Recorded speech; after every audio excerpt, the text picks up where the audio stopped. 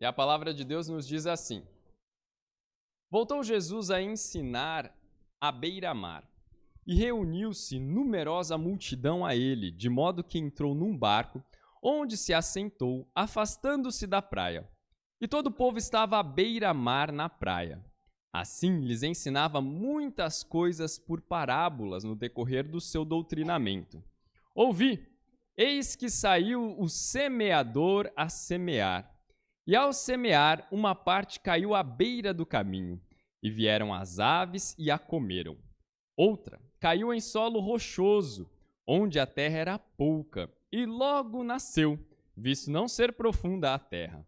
Saindo, porém, o sol a queimou, e porque não tinha raiz, secou-se. Outra parte caiu entre os espinhos, e os espinhos cresceram e a sufocaram, e não deu fruto. Outra, enfim, caiu em boa terra e deu fruto, que vingou e cresceu, produzindo a 30, a 60 e a 100 por um. E acrescentou: Quem tem ouvidos para ouvir, ouça. Quando Jesus ficou só, os que estavam junto dele, com os 12, o interrogaram a respeito das parábolas. Ele lhes respondeu: A vós outros vos é dado conhecer o mistério do reino de Deus. Mas aos de fora tudo se ensina por meio de parábolas, para que, vendo, vejam e não percebam, e ouvindo, ouçam e não entendam, para que não venham a converter-se e haja perdão para eles. Então lhes perguntou: Não entendeis esta parábola e como compreendereis todas as parábolas? O semeador semeia a palavra. São estes os da beira do caminho, onde a palavra é semeada. E quando a ouvem, logo vem Satanás e tira a palavra semeada neles. Semelhantemente, são estes os semeados em solo rochoso, os quais, ouvindo a palavra, logo a recebem com alegria. Mas eles não têm raiz em si mesmos, sendo antes de pouca duração. Em lhes chegando a angústia ou a perseguição por causa da palavra, logo se escandalizam. Os outros, os semeados entre os espinhos, são os que ouvem a palavra, mas os cuidados do mundo, a fascinação da riqueza e as demais ambições concorrendo sufocam a palavra, ficando ela infrutífera. Os que foram semeados em boa terra são aqueles que ouvem a palavra e a recebem, frutificando a 30, a 60 e a 100 por um. A palavra de Deus, em muitos trechos, de fato, não é de fácil compreensão. Mas, inclusive, aquele que veio para fazer com que a humanidade compreendesse a palavra, muitas vezes falou de modo com que os seus ouvintes não entendessem, não compreendessem a palavra. Isso parece uma contradição. Como assim? Aquele que veio revelar fala de um jeito para que as pessoas não entendam, mas é exatamente isso que o texto está nos apresentando. Você poderia até pensar que há um certo determinismo da parte de Deus, mas o que nós vemos é a soberania de Deus dirigindo a sua palavra a quem Ele quer, porque quer que estes creiam e sejam salvos. Mas nós vemos também que há, logo, por conseguinte, aqueles que ouvem a palavra, mas apesar de ouvirem a palavra, não entendem coisa alguma. A gente fica, no bom mineirês, uai, por quê? Como assim? Deus escolhe alguns para que ouçam e entendam, mas também faz com que outros ouçam e não entendam. Parece que está bem claro, bem direto e reto, apontando que o Senhor quer salvar alguns e não vai salvar outros. Mas o texto termina apontando para a gente que todo aquele que ouve é responsável pela resposta que dá. Ou seja, o texto está nos apresentando também a responsabilidade de cada um perante o Senhor mediante a palavra que ouviu. O texto então nos apresenta tanto a soberana vontade de Deus sendo prevalecida, como também mostra a responsabilidade divina diante da revelação do Senhor. Cada um responderá pela resposta que foi dada à pregação da palavra de Deus. Mas quando o Senhor Jesus disse isso, ou apresentou isso, a princípio, ninguém entendeu coisa alguma, nem mesmo aqueles a quem ele havia escolhido para serem seus discípulos, para serem aqueles que iriam anunciar esta mesma palavra a fim de que outros fossem salvos. Se aqueles que tinham a missão de propagar esta palavra já não tinham entendido, como é que outros ouviriam aquela palavra e poderiam ser salvos? Era necessário que alguém fizesse abrir o entendimento das pessoas. E é aí que nós vemos o papel ativo de Cristo como sendo aquele que revela a palavra. Não simplesmente fala, não simplesmente propaga, mas aquele que revela. E ele usa uma expressão aqui muito clara: o mistério. Revela o mistério. Aquilo que estava encoberto, aquilo que estava escondido, aquilo que era incompreensível, o Senhor torna claro e compreensível. E quem faz isso? O Senhor Jesus. Já falei bastante a respeito do texto, mas eu quero analisar bem o texto com vocês, então peço para que voltem os olhos aí para a página do capítulo 4, que diz assim, verso 1, Voltou Jesus a ensinar à beira-mar. O Senhor Jesus, no seu ministério, como veio anunciar a vontade de Deus, passou por cidades, vilas, pelos campos, onde havia concentração de pessoas. E a beira-mar, que na realidade é o mar da Galileia, que na realidade não é bem um mar, é um lago, mas na perspectiva do judeu, um lago já é um mar grande.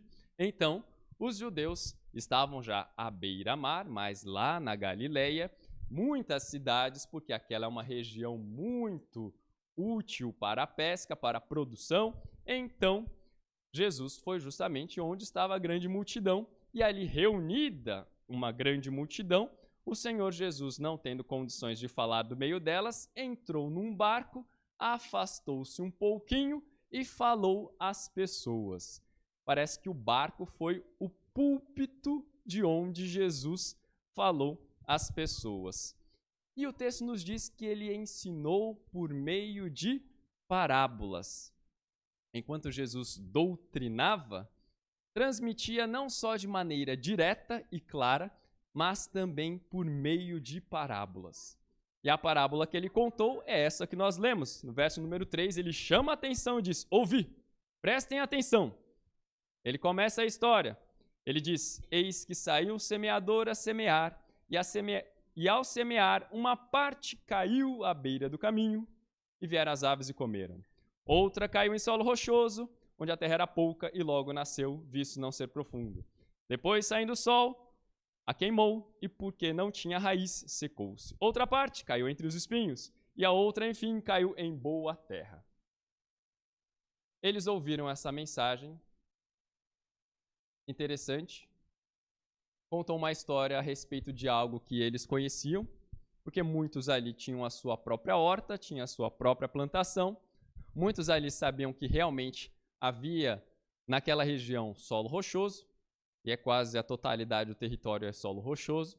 Sabia que havia muito solo também com outras plantas, com espinhos, que dificultava bastante a produção. Também falou das sementes que caíram à beira do caminho, e é normal que isso aconteça. Quando vai jogando, a gente não tem uma precisão cirúrgica para jogar dentro do buraquinho onde a semente deveria cair, logo algumas caíram fora. E só então, 1/4 caiu em boa terra, e produziu boa semente.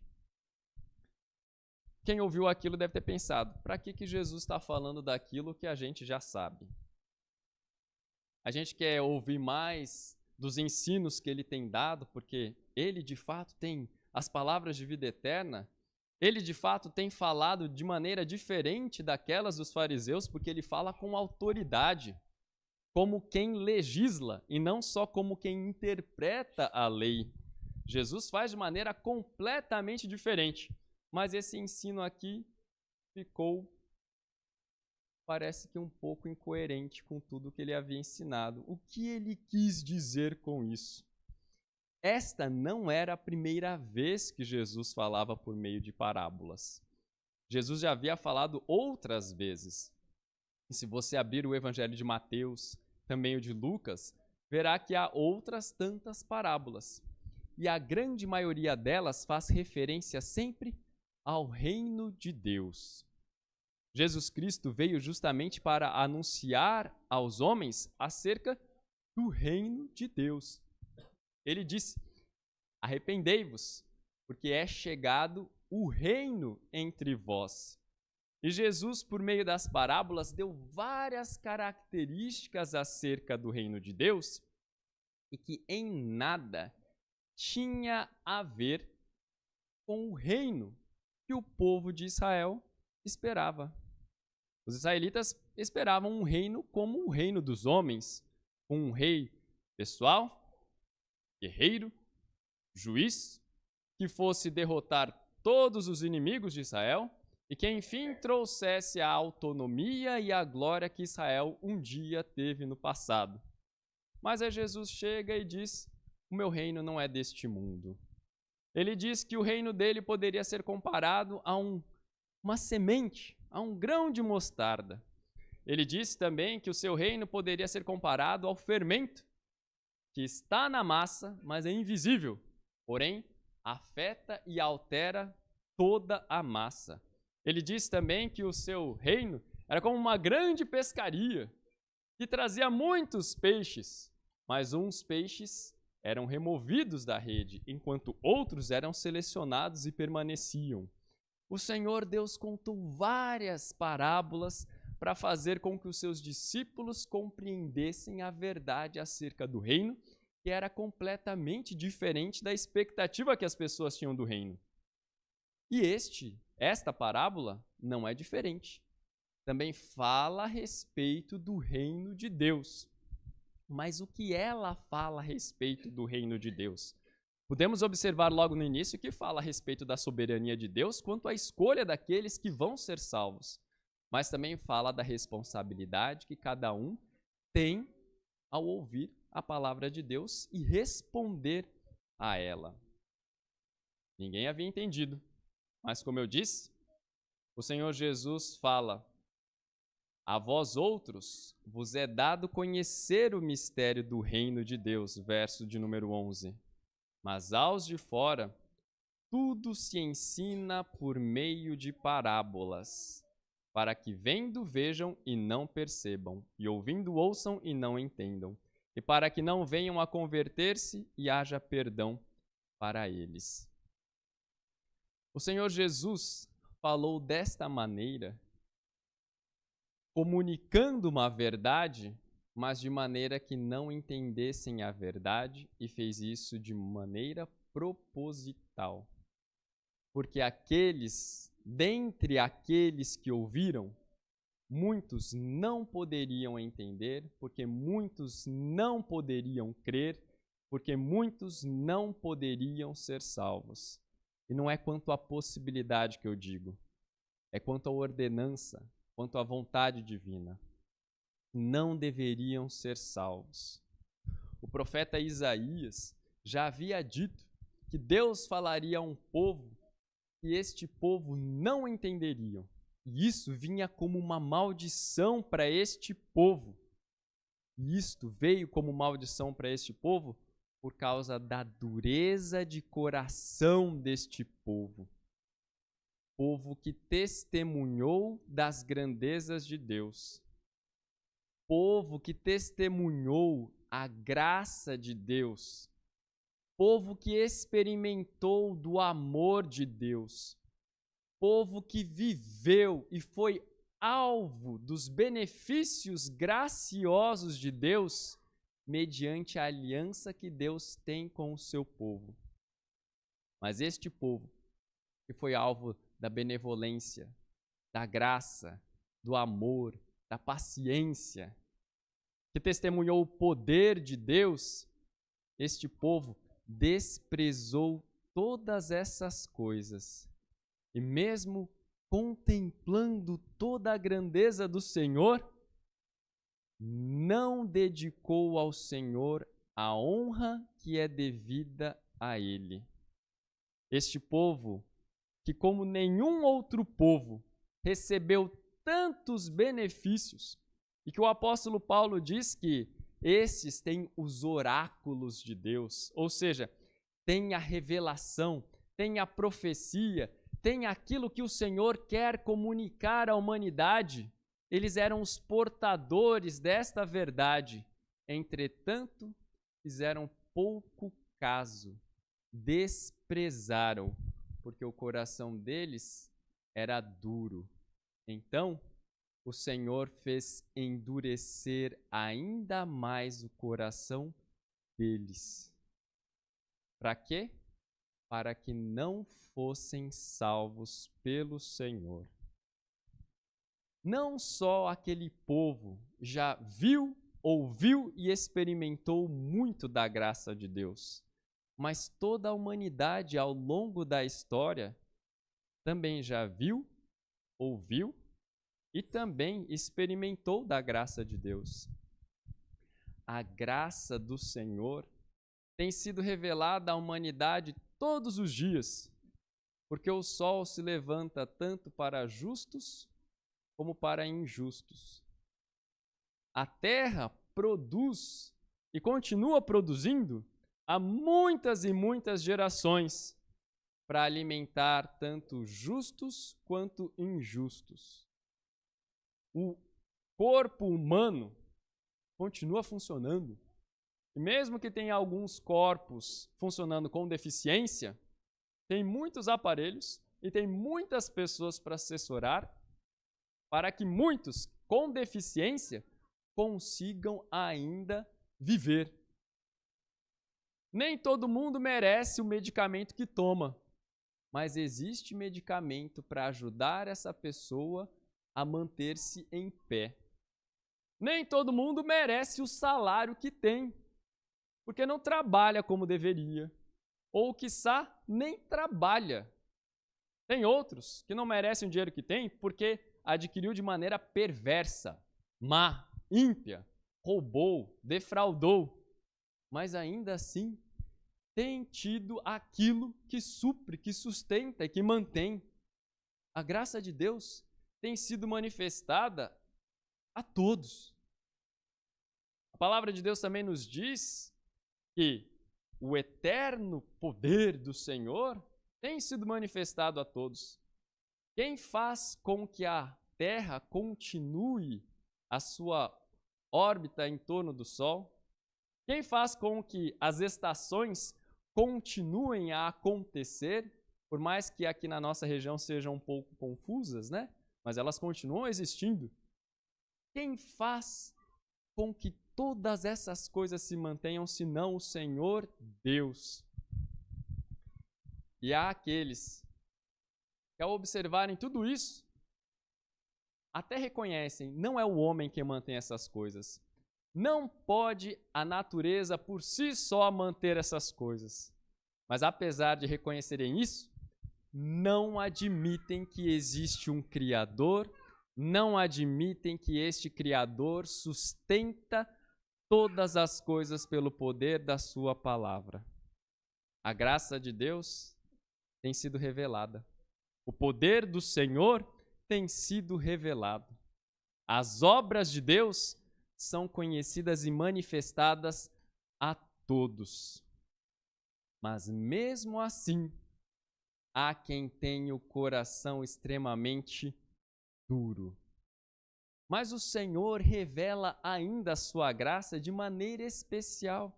por meio da pregação da palavra. E é isso que o Senhor Jesus nos mostra aqui. Quando ele interpreta a parábola para os seus discípulos, ele fala que este semeador é aquele que semeia a palavra de Deus. A boa semente é a palavra de Deus. E quando ele diz isso, em primeira mão, entendemos que ele está se referindo a si mesmo como semeador. Mas não só ele semeia a boa palavra, também os seus discípulos haveriam de semear a boa palavra. E quando dizemos os seus discípulos, nos referimos aos primeiros apóstolos e também todos os que viriam a crer em Jesus Cristo como Senhor e Salvador.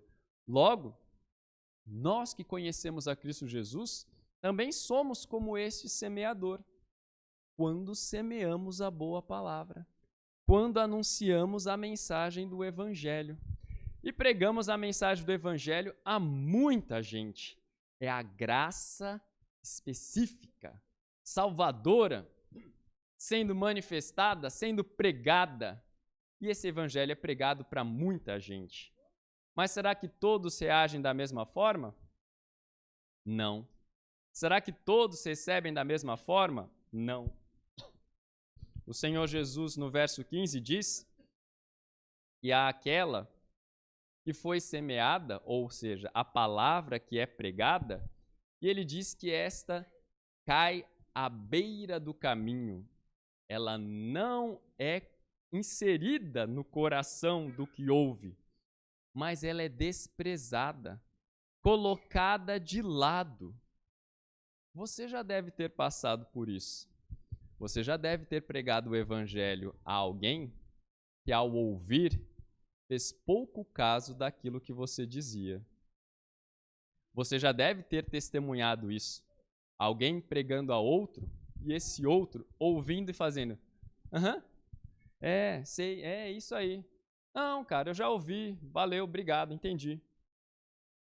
E quando você pergunta alguma coisa a respeito do que você falou, a pessoa não guardou nada, não entendeu nada, não assimilou coisa alguma. Mas isso aconteceu não porque o Senhor simplesmente a impediu, mas porque o coração dessa pessoa é duro. E o que acontece? O texto nos diz que, como essa semente que caiu na beira do caminho, ela não é trazida de volta para a terra. Sabe o que acontece? Vêm as aves dos céus e a roubam. E quem é esta ave? O verso 15 nos diz que é Satanás, que tira a palavra semeada neles. A palavra é pregada, a pessoa despreza e Satanás consegue rapidamente roubar esta palavra da pessoa. Como ele faz isso? Não sei. Mas eu suponho que, enquanto você prega e esta pessoa que despreza, logo o celular toca com um assunto super importante e a pessoa nem lembra que você falou com ela. Eu suponho que alguém apareça para falar de outra coisa e aquele que estava ouvindo você logo se esquece daquilo que você dizia. Quais são os ardis de Satanás? Não sei. Mas o que o texto nos deixa claro é que a semente lançada, por ter sido desprezada, ela é logo roubada. O texto prossegue e nos diz que há aqueles que também ouvem a palavra, no verso de número 16. Aqueles que ouvem a palavra e recebem aquilo com alegria, logo reagem, e reagem de maneira efusiva, alegre. Estão tão contentes, tão entusiasmados com aquilo que ouviram, que parece até que se tornam os melhores crentes e muito mais crentes do que a gente que é crente há muito tempo. E vão fazendo um monte de coisa bem agitada, de maneira bem elétrica. Mas o texto diz que o coração deles é como um solo rochoso. Tem muita pedra, pouca terra, não há espaço para se desenvolver semente, logo não consegue pegar água. E diz o texto que, vindo o sol, seca as raízes daquela semente e logo ela morre. O Senhor Jesus compara este sol às tribulações, às dificuldades que se vive em função de crer na palavra. Há aqueles que ouvem a palavra do Evangelho, dizem que creem na palavra do Evangelho, mas diante da primeira dificuldade, logo tentar declarar para a família que agora sou crente, logo dizer para os amigos que não participo mais dessas coisas, ou falar no trabalho, não me envolvo mais em esquemas, as pessoas diante desta primeira aprovação, logo desistem. Eles não querem sofrer as dores de serem aqueles que com Cristo carregam a cruz. Não querem ser participantes da dor de Cristo Jesus. E por isso, o texto diz que eles se escandalizam. Quer dizer, eles ficam abismados e logo largam, desistem e voltam para aquela vida. Toda aquela empolgação, toda aquela alegria que nós vemos no início, era na verdade, poeira, nada. Aparentavam ter fé, mas na realidade não tinham fé alguma. O texto prossegue e diz que há aqueles que ouvem a palavra, mas que nem chegam a produzir fruto, resultado. Parece que ouviram, mas não fez efeito algum. E o que o texto diz é que não fez efeito a palavra pregada no coração, porque existem espinhos que sufocam a palavra semeada. E Jesus diz que estes espinhos são o quê? Vamos lá ao texto. Verso 18, verso 19.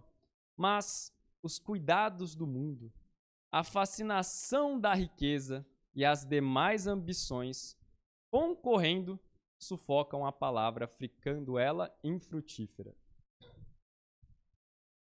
Ele nos diz que as preocupações com as coisas desta vida, que são os cuidados deste mundo, é justo eu ter que trabalhar. É justo eu ter que sustentar a minha casa. É justo eu ter que correr atrás do pão, pagar os boletos. Mas não é justo tornar isso a prioridade da minha vida. A fascinação da riqueza é justamente esta corrida desenfreada por ter mais e mais e mais. Eu trabalhei o ano inteiro, eu tenho direito a ter uma boa viagem no final do ano, não é verdade? Mas não pode ser daqui para Ubatuba, nem daqui para Ibiúna. Tem que ser para Punta Cana, tem que ser para as Ilhas Maldivas, tem que ser para um lugar como um resort bem bonito aí, num lugar bem escondido, exclusivo para gente que tem mais posse como eu, não é? A gente olha as fotos que os outros postam no Instagram e fala, puxa, ali tá nadando na grana, hein? Quisera eu também fazer isso.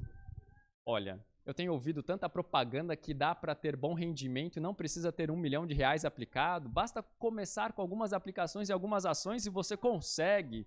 E a gente fica acompanhando as oscilações da bolsa e a gente fica vendo todos os fundos de investimento o tempo todo, toda hora, sempre em busca de mais. E a fascinação com as riquezas, junto com as preocupações justas dessa vida.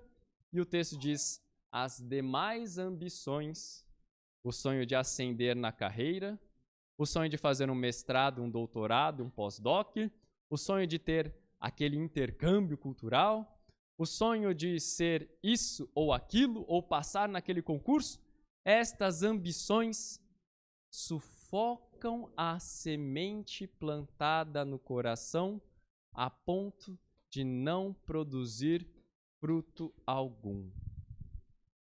Sabe o que é mais impressionante disso?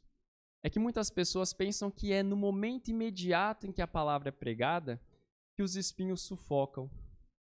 Mas o que o texto traz para a gente é que não é só no momento em que a palavra é pregada. Mas o texto fala que muita gente que ouviu e tem ouvido e que tem respondido, mas que ao longo do tempo prova que aquela fé que ele demonstrava inicialmente, na verdade, não era fé coisa alguma. Você já que está na igreja há mais tempo, se fizer um retrospecto da sua história participando da igreja, deve se lembrar de muitas pessoas que um dia andaram com você, participaram de evangelismos com você, cantaram no coral ou tocaram no grupo de louvor com você. Pessoas que, inclusive, aconselharam você. Pessoas que foram, parece que, instrumentos de Deus para a edificação da sua vida. Mas hoje essas pessoas vivem como se Deus não existisse. Estão bem longe do caminho, bem longe de serem reconhecidas como pessoas crentes e tementes a Deus. Por que será? E você olha para a vida dessas pessoas e reconhece. Esse aí, depois que ganhou dinheiro, se sentiu tão importante, ou depois que comprou aquela casa de campo, já não tem mais tempo para comparecer aos cultos. Esse aí, depois que se casou com aquela pessoa, mudou radicalmente, parece que só vive em função daquela pessoa e não tem mais Jesus Cristo como seu Senhor. É verdade. As ambições, a fascinação pela riqueza e as preocupações desta vida sufocam a semente, tornando-a infrutífera. E aqueles que antes pareciam crentes, na realidade, mostraram que não têm fé. Mas o texto termina dizendo que há aquela semente, verso de número 20, que caiu em boa terra. E ele diz que estes são aqueles que ouvem a palavra e a recebem. Receber é aceitar a palavra como sendo verdade. Aceitar a palavra como sendo verdade é depositar a esperança naquilo que a palavra promete. Receber é ter fé naquilo que é dito, crer de todo o coração. E ele diz que este que recebe a palavra e que, de fato, ao ouvir, recebeu, ele frutifica, dá fruto. Mas há uma diferença na frutificação. Há aqueles que frutificam a 30, a 60 e a 100 por um. Mesmo aqueles que creem na palavra, que apresentam fé verdadeira e que perseveram, porque esta é uma marca, a perseverança, permanecer crente fiel até o fim, estes também respondem de maneira diferente. Como assim? Não responderam com fé? Sim. Mas há aqueles que, quando respondem, produzem frutos. 1 para 30, 1 para 60 e 1 para 100. Quer dizer, uma semente plantada pode gerar uma planta com muitos frutos ou com poucos frutos. Ele está dizendo que mesmo aqueles que creem no Evangelho podem render para o Evangelho pouco ou muito. Mesmo entre os salvos, há diferença. Não que torna a pessoa inapta para a entrada no reino dos céus, mas que traz diferença quanto ao galardão. Há aqueles que recebem do Evangelho, creem, mas se acomodam. Há aqueles que recebem do Evangelho e que deixam tudo de lado e se dedicam ao Evangelho. Há aqueles que recebem do Evangelho, se dedicam constantemente e ininterruptamente produzem frutos. Esse texto, meus irmãos, nos mostra, além de tudo, que há a fé verdadeira, mas há a fé falsa. Há a fé operante e há a fé inoperante, estagnada, que poderia fazer mais, mas não faz. Isso traz para nós não só um olhar para os de fora, mas também faz olhar para nós mesmos, o quanto a nossa fé é pequena ainda e o quanto ela precisa crescer. Como devemos orar a Deus pedindo: aumenta-nos a fé, para que tenhamos coragem de obedecer. E a obediência aqui que esse texto requer é da proclamação do Evangelho. É fazer com que esta boa semente continue a ser semeada e outros tantos, ao ouvirem, creiam, entendam e frutifiquem para a eternidade. Eu espero que o seu coração seja de fato a boa terra onde essa semente foi plantada. Eu espero que o seu coração seja boa terra e que saiba lidar com esses espinhos que vêm. Todos nós nos preocupamos, mas a preocupação com as coisas da vida não devem sufocar a palavra de Deus, tampouco nos afastar do Senhor nosso Deus. As ambições desta vida não podem tomar conta do nosso coração. Devemos olhar e almejar aquilo que é maior, aquilo que é eterno, aquilo que não perece, aquilo que permanece para sempre. Espero também, meus irmãos, que a alegria no coração de vocês não seja por conta desta fé passageira, que não é fé, daquele que o coração é na realidade um solo rochoso. Eu espero que a alegria que vocês têm seja alegria verdadeira e que sabe lidar com as provações desta vida, que não retrocedem, mas permanecem. E eu espero que o coração de vocês não se desanime diante daqueles que ouvem a palavra e desprezam e que Satanás logo rouba a semente deles. Não pense que você deve parar com a atividade evangelística. Saiba que isto é fato. Há aqueles que ouvirão e não crerão. Mas a palavra é segura ao afirmar que aqueles também, dentre os que ouvirão, haverá aqueles que crerão, obedecerão e produzirão muitos frutos. Por isso, devemos pregar, devemos anunciar, fazer o Evangelho de Jesus Cristo conhecido, para que outros tantos creiam e sejam transformados. Vamos orar ao Senhor? Muito obrigado por nos acompanhar até o final deste vídeo. Para receber mais reflexões e ficar por dentro dos próximos conteúdos, te convidamos a seguir as nossas redes sociais que estão na descrição. Alguns vídeos aparecerão na tela caso queira continuar nos assistindo. Abraço e até a próxima.